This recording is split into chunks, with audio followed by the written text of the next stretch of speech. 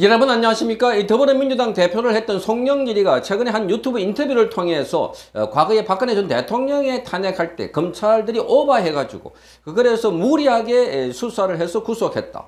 자, 이런 주장을 펼쳤던 것이었습니다. 그쪽 진영에서는 박근혜 대통령의 탄핵을 원했을 뿐인데 자, 20, 30년 동안에 이런 긴 기간 동안에 구속은 원하지 않았는데 그런데 검찰들이 충성 경쟁을 해서 자, 문재인에게 뭐 쏘겠다 하기도 하고 자, 그렇게 해서 자, 이 보니까 깜짝 놀랐다. 보니까 이 검찰들이 알아서 잘 하더라. 이렇게 하면서 자신들이 원하지 않았는데 자, 이 문재인도 깜짝 놀랄 정도로 이렇게 수사를 잘하더라. 그렇게 해서 자, 박근혜 전 대통령은 징역 22년, 이명박 대통령은 징역 18년 뭐 이런 식으로 자, 형을 부과한 겁니다.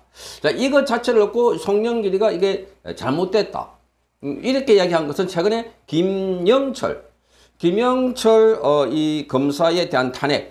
자, 이 김영철 검사에 대한 탄핵과 함께 그리고 그 장시호 씨, 이 장시호 씨가 김영철과 부적절한 관계를 맺었는데 이 김영철이가 장시호에게 부탁해가지고 이재용 삼성 당시 부회장에게 자, 박근혜 대통령 관련해서 자, 이 위정 교사를 했다는 겁니다. 자, 이 삼성 쪽에서 뇌물을 줬는데 그게 시키는 대로 주문하는 대로 그렇게 달달 외워가지고 법정에서 진술을 했다 이렇게 주장하고 있습니다. 물론 검찰은 아니라고 이야기하고 있습니다. 물론 여기도 김영철 검사는 여기 써있던 이 내용들은 대부분 다 거기 안에 있는 자, 이 장시호 씨가 외부에 전달한 내용들은 자기가 과시하기 위해서 그래서 오빠라 하고 뭐 이 호텔 또는 숙소에서 같이 잤다 뭐 이런 이야기를 하고 있는데 자, 이게 다 엉터리다 이렇게 하는데 그런데 이 송영길이가 분명히 이런 주장과 관련해서 검사가 무리하게 우리는 탄핵까지만 원했는데 구속까지 시켰다 이렇게 말하면서 자, 이게 지금 파문이 커지고 있습니다. 그렇지 않아도 지금 이 김영철 검사가 조작했다. 만약에 이 장시호 보고 부탁해가지고 그래서 위정을 했다면 이건 기본적으로 이 말하자면은 박근혜 전 대통령의 국정농단 사건에 관해서는 이게 재심 사유가 된다. 자, 이렇게 지금 국민의힘 안에서도 밝히고 있습니다. 자, 그러니까 국민의힘 안에서도 이건 명백하게 재심 사유가 되는 것은 아니 어떻게 장시호를 통해서 허위로 엉터리로 이렇게 진술을 해가지고 그게 박근혜 전 대통령의 탄핵돼 써 있다면 말이 안 된다 이렇게 말하고 있습니다. 자, 이와 관련해서 오늘 아주 의미심장한 기사가 하나 나와 있습니다. 미디어워치에서 취재를 했는데 이른바 최순실 태블릿 PC에 청와대 문건 열람 증거가 없다 하는 국가수 감정 결론이 나왔다고 보도했습니다. 자, 여기 보면 최순실 태블릿 PC와 관련해서는 자, 청와대 관련해서는 문건을 열람한 적이 없다는 겁니다. 그런데 지금까지는 청와대에서 문건을 열람했는데 거기에 드레스덴 연설 통일은 대박이다 하는 그 연설에 관해서 지금까지 최서원 씨가 그 연설문을 가필해주고 그래서 박근혜 대통령이 이걸 받아봤다. 이걸 JTBC에서 2016년도 10월 달에 보도를 하는데 빵 터졌던 것이었습니다. 야, 이 최순실 씨가 언론 보도를 통해서 이렇게 하나둘씩 심부름을 했고 비선이다 했는데 공식적으로 박근혜 대통령의 연설문까지 써줬구나. 그런데 그런 연설문을 본 게 없다. 국가수에서. 자, 오늘 미디어워치에서 단독으로 보도한 겁니다. 최순실 태블릿에 청와대 문건 열람 증거 없다.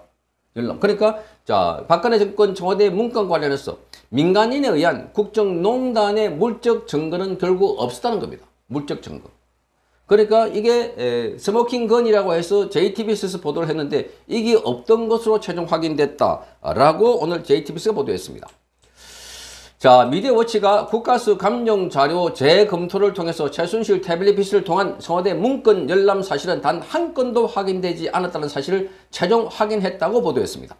국가수 감정 자료에는 드레스덴 연설뿐만 아니라 박근혜 전 대통령의 공무상 비밀 누설죄에서 유죄로 인정된 다른 청와대 문건들인 이른바 국무회의 말씀 자료 그리고 중국 특사단 추천 의원도 모두 JTBC 방송사나 검찰에 의한 열람 기록밖에 없다는 겁니다.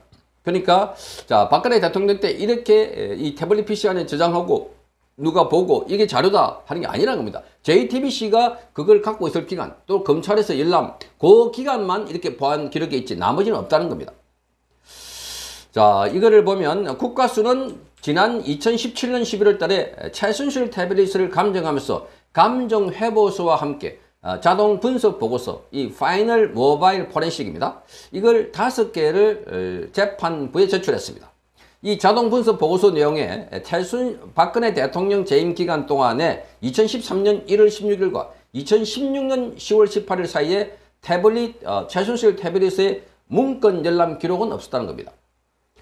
자, 그러니까 지금 박근혜 대통령 재임 기간 동안에 그 2013년 그리고 2016년 박근혜 대통령이 탄핵 그 무렵에 그 사이에 태블릿 PC에서의 문건 열람 기록 자체가 없었다는 겁니다. 자, 그래서 김한수 전 청와대 행정관으로 추정되는 최순실 태블릿 사용자 태블릿 내부 저장 문건 최종 열람한 이 시간은 2013년 1월 16일 날 오전 10시 57분이었습니다. 최종 문건 열람 이 시간은 2013년. 이것은 박근혜 대통령 취임식이 2013년 2월 25일이니까 그보다 한 달 이전입니다. 그러니까 박근혜 대통령 취임하고 난 뒤는 이 문건을 태블릿 PC를 통해서 보고 수정하거나 그렇게 해서 대통령이 줬다 하는 것은 전혀 성립되지 않는다는 겁니다.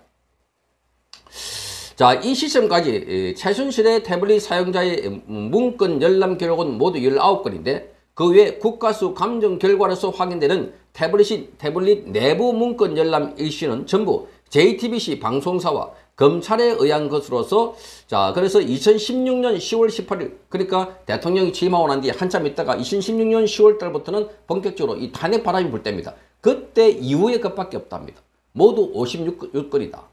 자, 여기 보면 지금 박근혜 대통령 관련해서 이게 나와 있습니다. 이게 이제 태블릿 PC와 관련해서 자, 이게 나와 있는 문건들입니다. 그러면 이걸 보면 여기가 지금 위에 있는 부분이 2013년 1월 16일부터 2016년까지입니다. 문건 열람 요 위에 게.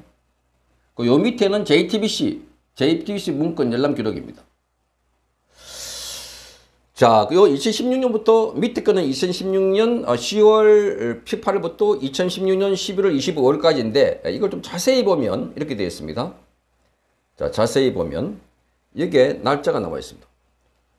포렌식인데 2016년 10월 25일 PM 2016년 10월 25일 그러니까 이 태블릿 PC를 여기 포렌식 해보니까 자, 이 검찰에 넘어갔거나 아니면 JTBC가 갖고 있던 그 시점에 여기에 문건 열람한 게 있더라. 날짜를 보면 이렇게 되어 있습니다. 또 다른 걸 좀 확대를 해보면 이것도 마찬가지입니다. 2016년 10월 18일 요거는 이 JTBC 쪽에 갖고 있었던 걸로 보이고 2016년 10월 24일 요거는 검찰 쪽에 갖고 있었던 걸로 보입니다. 자, 그러니까 이 날짜에만 여기가 문건 열람한 게 있더라. 그러니까 그 전에 박근혜 대통령 시절에 최순실 씨가 이걸 보고 열람해가지고 뭐 연설문도 통일은 대박이다 고쳐주고 한 게 아니라는 겁니다. 자, 그래서 이거를 보면 박근혜 정권의 청와대 문건과 관련해서 이른바 민간인에 의한 국정농단 증거는 단 한 건도 없다. 이렇게 이 미디어 워치는 밝히고 있습니다. 이와 관련해서 미디어 워치는 자, 청와대 문건을 본 것은 공무선 비밀 뉴스죄 유무죄를 여부를 가를 중요한 사안인데 더구나 JTBC 방송이나 검찰에서 최서원 또는 김한수가 청와대 문건을 보지 않았다고 단정할 수 있는 명백한 증거를 사후에 인멸했다. 그렇다면 박근혜 전 대통령의 공무상 비밀 누설죄는 재심 사안이 될 수밖에 없다. 이렇게 변희재 인터뷰를 통해서 밝히고 있습니다. 자, 어쨌든 지금 이게 최근에 지금 김영철 검사가 여기 장시호 씨에게 부탁해가지고 교사해가지고 위정을 했다. 거기다가 지금 여기 태블릿 PC도 보니까 이게 원래 태블릿 PC는 스모킹 건이라고 해서 결정적 증거라 했는데 나중에 재판 과정에서도 이게 증거로 채택되지 않았습니다. 이 포렌식을 해봐도 여기는 별다른 게 없었다. 이 나온 겁니다. 지금. 그러니까 포렌식을 해본 결과 없더라. 자, 이렇게 되면 이 사건에 대해서 박근혜 전 대통령이 너무나 억울하게 너무나 마녀 사냥으로 탄핵을 당한 것 아닙니까?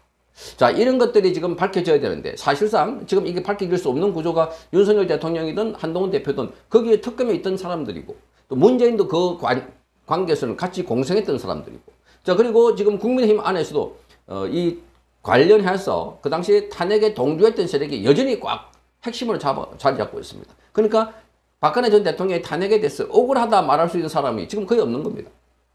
그렇게 제가 이걸 다시 밝히자고 하는 게 아니라 뭔가 사건은 분명하게 해야 된다. 자, 그래서 이 사건도 앞으로는 반드시 박근혜 전 대통령에 대한 탄핵이 옳았는가.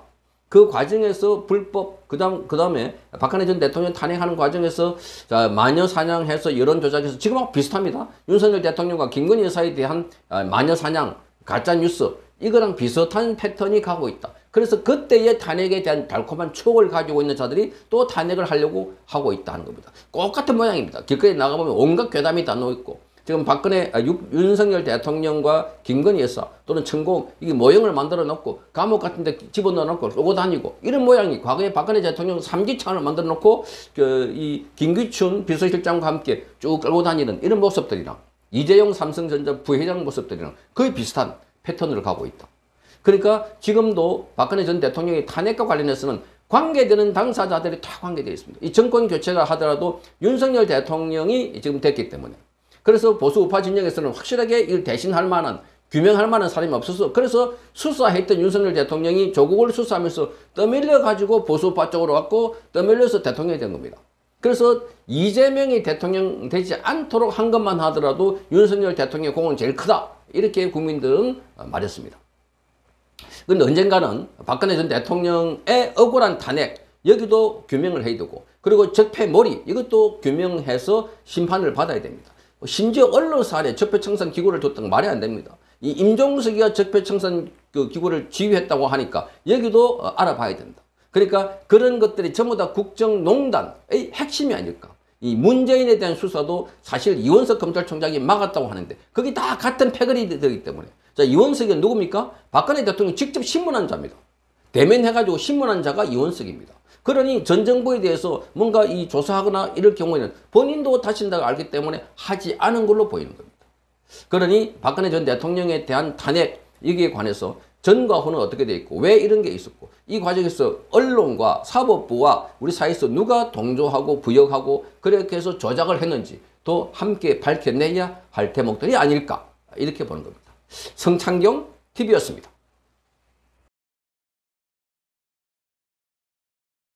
이호근 방송 구독, 좋아요는 좋은 방송을 만드는 데 큰 힘이 됩니다.